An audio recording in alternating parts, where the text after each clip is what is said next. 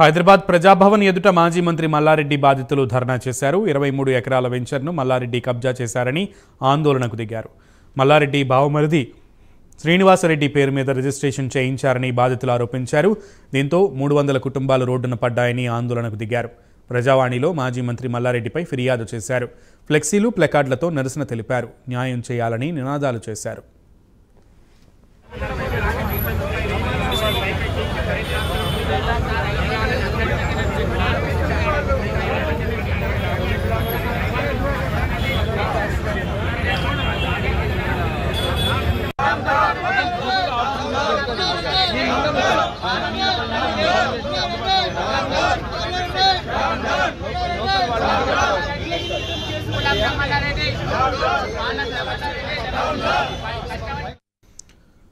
మొత్తానికి ప్రజాభవన్ వద్ద ఉద్రిక్తత పరిస్థితులు తలెత్తాయి. మొత్తానికి ప్రజావాణిలో ప్రజలు వారి యొక్క సమస్యను వినిపించడానికి వచ్చారు. ఈ క్రమంలో మల్లారెడ్డి బాధితులు ఒకసారిగా ఆందోళన చేశారు. 25 ఎకరాలకు సంబంధించిన భూమి విషయంలో మల్లారెడ్డి కబ్జా చేశారంటూ కూడా ఆరోపించినటువంటి పరిస్థితి కనబడుతోంది. మరింత సమాచారం మా ప్రతినిధి కుమార్ని అడిగి తెలుసుకుందాం. కుమార్. Thank you Sunil. ఏదైతే ప్రజాభవన్ ముందు మాజీ మంత్రి మల్లారెడ్డి బాధితులైతే ఆందోళనకు దిగారు. మొత్తానికి మేడ్చల్ జిల్లా గుండ్లపోచంపల్లిలో సర్వే నెంబర్ 648, 650లోని తమ భూమిని మల్లారెడ్డి కబ్జా చేశారంటూ కూడా వీళ్ళైతే ఆరోపిస్తున్నారు.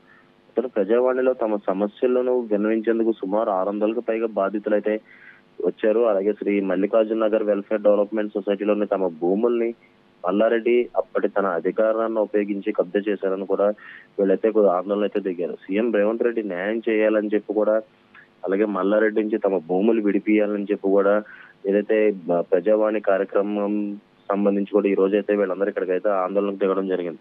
మొత్తానికి ఏదైతే ప్రజావాణి కార్యక్రమం ప్రారంభించినప్పుడు నుంచి కూడా ఏదైతే జనాలు అయితే పూర్తిగా సమస్యలు చెప్పుకోవడానికి అయితే ప్రజావాణికి అయితే రావడం జరుగుతుంది. ఈ నేపథ్యంలోని ఏదైతే అప్పుడు మేడ్చల్ మల్కాజ్గిరి సంబంధించి మంత్రి మల్లారెడ్డి అప్పట్లోనే భూములు ఏదైతే కబ్జా చేశారని చెప్పి కూడా వీళ్ళందరూ ఆందోళన అయితే చేస్తున్నారు. మొత్తానికి 23 ఎకరాలకు సంబంధించి ఆ వెంచర్స్ ను కూడా మల్లారెడ్డి తరఫున ఏదైతే కబ్జా చేశారని చెప్పి, అలాగే తన బామ్మర్ది శ్రీనివాసరెడ్డి పేరు మీద నకిలీ డాక్యుమెంట్లు సృష్టించి తన భూములన్నీ కూడా వాళ్ళు కబ్జా చేశారని చెప్పి కూడా వీళ్ళైతే ప్రజావాణి ముందైతే ఆందోళన దిగారు. పూర్తిగా ఫ్లెక్సీ కార్డులతోని, అలాగే మల్లారెడ్డి డౌన్ అంటూ నినాదాలతో కూడా వీళ్ళందరూ అయితే అక్కడ పూర్తిగా ఆందోళనకైతే దిగడం జరిగింది. ఏదైతే మనకు నూతన గవర్నమెంట్, కాంగ్రెస్ గవర్నమెంట్ వచ్చిన తర్వాత ఈ ప్రజావాణికి సంబంధించి కూడా సమస్యలు పరిష్కారం అవుతాయని ఒక నమ్మకంతో ప్రజలు కూడా పెద్ద ఎత్తున ప్రతి మంగళవారం, శుక్రవారం కూడా ప్రజావాణికి అయితే చేరుకుంటున్నారు. ఈ నేపథ్యంలోనే ఈ రోజు మల్లారెడ్డిపై ప్రజావాణి ముందైతే వీళ్ళందరూ కూడా ఆందోళనకు దిగారు.